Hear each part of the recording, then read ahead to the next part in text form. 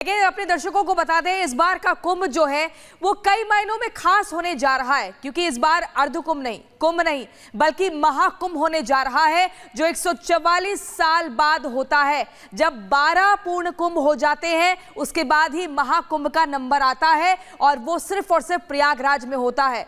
और खास मायने ये भी है कि इस बार सनातनियों को जोड़ने को लेकर भी एकता का संदेश दिया जा रहा है। उसकी एक अलग ही झलक देखने को मिलेगी। कैसे, इस रिपोर्ट में देखिए।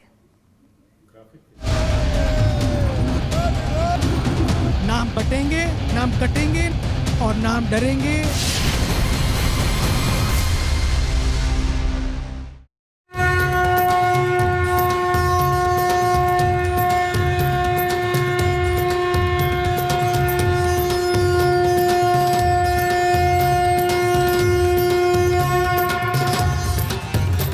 प्रयागराज में कल से शुरू होने जा रहे कुंभ पर सबकी नजरें लगी हैं, खासकर कट्टरपंथियों की, क्योंकि कुंभ से इस बार सनातनी एकता का संदेश दिया जा रहा है, हिंदू एकता का संदेश दिया जा रहा है, और सीएम योगी के संदेश को दोहराया जा रहा है कि बंटना नहीं है, एक होकर रहना है। नाम बटेंगे न बांटेंगे, नाम कटेंगे न काटेंगे, और नाम डरेंगे न डराएंगे, न मरेंगे न मारेंगे। यही तो सनातन है, और यही सनातन की रक्षा करने के लिए ही ये कुंभ है। साधु संतों ने इस बार के महाकुंभ में प्रण लिया है कि इस बार वो सिर्फ आस्था की डुबकी ही नहीं लगाएंगे, बल्कि सोए हिंदुओं को भी जगाएंगे, भटके हिंदुओं को सनातन के रास्ते पर दोबारा लाएंगे। मैं सनातन धर्मियों से यही कहूँगा कि अब सब लोग जग जाओ और हिंदुत्व के लिए काम करो। और मैं विधर्मियों से कहूँगा कि सनातन धर्म के पर जिसको जितने संदेह हों, सारे संदेहों का निवारण करने के लिए मैं उपस्थित रहूँगा। मैं 13 जनवरी से 13 फरवरी तक प्रयाग कुंभ में ही रहूँगा। कल से सनातन के सबसे बड़े महापर्व महाकुंभ का आगाज हो जाएगा, तो शंखनाद होगा सनातनी एकजुटता का, विश्व बंधुत्व की भावना का।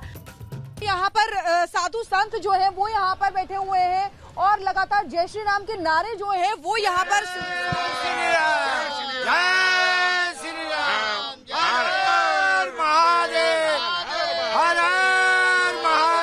महाराज जी क्या कहेंगे, कैसा लग रहा है आपको? सनातन धर्म की हमेशा जीत है और जीत रहेगी। भगवा हमेशा से लहरा है और लहराता रहेगा। देखिए यहाँ पर सीधे सीधे कहना है कि भगवा लहरा रहा है और लहराता रहेगा। आप कुछ कह रहे हैं? ये सनातन धर्म हमेशा से रहा है, हमेशा रहेगा और ये अमर रहेगा। तो देखिए, सनातन धर्म की ध्वजा जो है वो लहराती रहेगी हमेशा, ये साधु संतों का कहना है।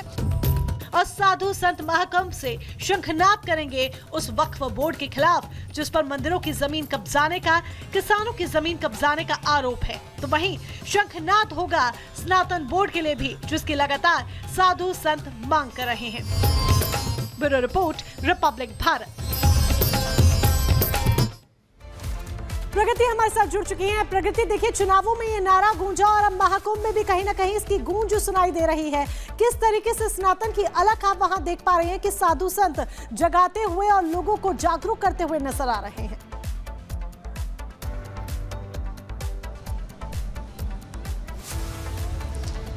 बिल्कुल मोनिका, जब हम लोगों के बीच में पहुंच रहे हैं तो वो इस बात को समझ रहे हैं कहीं ना कहीं, और यहाँ पर जो सनातन को लेकर बातें हैं हम लोगों से ही समझ लेते हैं। क्या कहना चाहेंगे आप?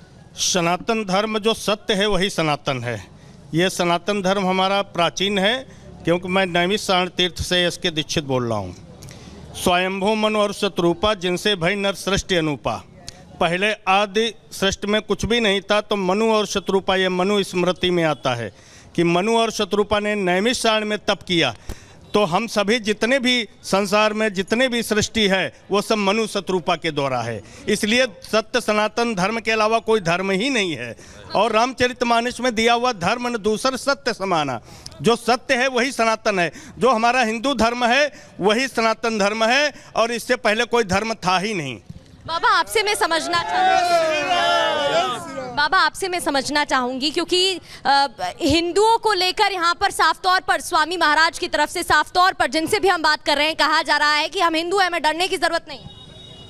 हाँ, हम नाके कमांडो फौज है, बरोबर 1 मरा तो 10 खड़ा है, 10 मरा तो 100, 100 मरा तो बरोबर लाख और लाख मरा तो करोड़ों।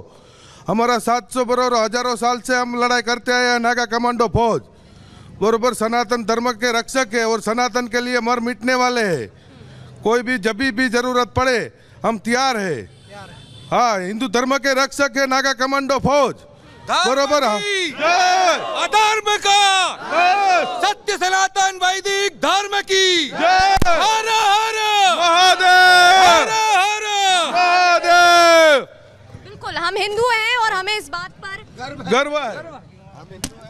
हम हिंदू है, इस बात पे हमें गर्व है। और हमारा सच सनातन धर्म बराबर धर्म की रक्षा के लिए हम बराबर खड़े हैं।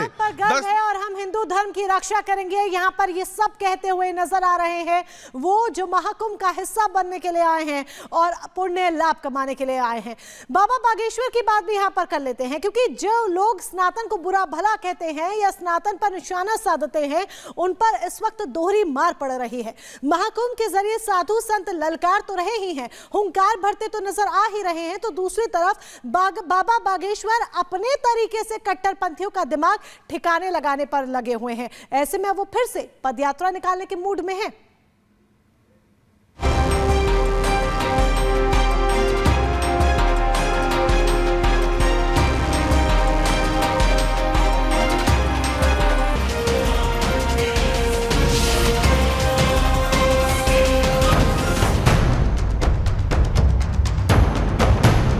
जगन्नाथपुरी में यहाँ से जहाँ तक प्रभु चाहेंगे पदयात्रा करके यहाँ के हिंदुओं को भी जगाएंगे। आपको याद होगा जब 21 नवंबर को बागेश्वर धाम से पंडित धीरेन्द्र शास्त्री पदयात्रा करते हुए ओरछा धाम के लिए निकले थे, तो सनातन विरोधियों में अलग ही खलबली मच गई थी। बाबा खुद पहले साबित करें वो राष्ट्रभक्त है कि नहीं। उनकी बहुत सारी वीडियो इस टाइप की हैं, जिस तरह के वो भाषण देते हैं, जिस तरह की वो बातें करते हैं, ऐसा लगता है कि पाकिस्तान की शय पे काम कर रहे हैं। सवाल ये है कि जो हिंदुस्तान में जन्मा है उसकी राष्ट्रभक्ति की पहचान आप करने वाले कौन होते हैं भाई? सनातन विरोधियों को फिर से जलाने, सोए हिंदुओं को जगाने, जात पात का भेद मिटाने के लिए बाबा बागेश्वर एक बार फिर लाखों सनातनियों को साथ लेकर सड़कों पर उतर सकते हैं। इस बार बाबा बागेश्वर का लक्ष्य होगा पूरे भारत में जातियों में बटे हिंदुओं को एकजुट करना, सनातन के खिलाफ साजिश रचने वालों को जवाब देने के लिए हिंदुओं को सतर्क और अलर्ट करना, तो वहीं हिंदुओं को एकजुट कर सरकार पर भारत को हिंदू राष्ट्र घोषित करने के लिए दबाव डालना। ये पदयात्रा कब होगी, पदयात्रा का क्या रूट मैप होगा, ये तो अभी क्लियर नहीं, लेकिन बाबा बागेश्वर के तेवर देखकर लगता है कि वो जल्द ही अपने नए मिशन पर लाखों सनातनियों को साथ लेकर निकलेंगे। और ये मिशन इस बार भगवान जगन्नाथ के पवित्र धाम पुरी से शुरू होगा। जगन्नाथपुरी के दर्शन करके हिंदू राष्ट्र की अर्जी लगाई है और जगन्नाथपुरी क्षेत्र में जितना भी धर्मांतरण हो रहा, लव जिहाद और लैंड जिहाद जो फैल रहा, जगन्नाथ भगवान उनकी ठटरी बारे